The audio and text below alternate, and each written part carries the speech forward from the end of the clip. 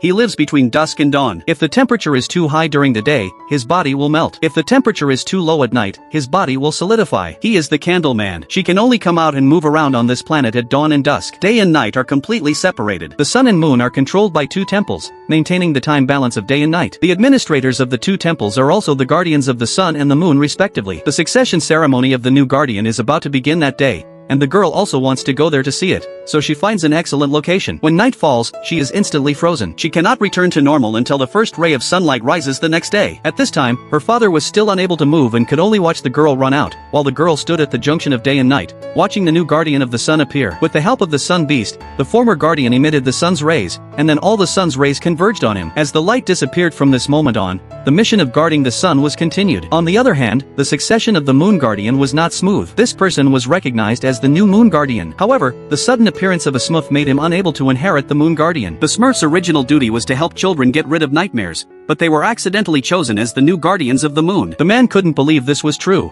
and then the seeds of hatred were planted in his heart. No one noticed that there was a black shadow in the corner witnessing all this, and then it brought the news to the sealed magma monster. And the magma monster had been hiding for thousands of years and finally waited for this opportunity. This was the best time to snatch the sun, so he sent the white snake to disrupt the man's mind and make the man his pawn. On the other side, the former guardian of the moon was explaining the content of guardianship to the Smurfs. It turns out that the moon was carved out of a dream by the first guardian, so he relied on the moon elves to use silk threads to pull the guardian to play music and control the temple to move slowly. After saying that, the former guardian stood still. Then under the eyes of the Smurf, the guardian grew rapidly and finally turned into a big tree. It turns out that the guardians eventually turned into moongrass to protect this place. Then the Smurf wanted to walk faster and accidentally plucked one of the threads, but the force was too strong and caused the temple to shake. Then he ignored the elf's dissuasion and plucked the threads randomly, and the temple completely rioted and began to run wildly on the ground. What's worse, the threads dragging the moon began to break one by one after repeated friction. He quickly pulled hard, trying to save the flying moon, but in the end the moon still flew into the sky as the silk thread broke.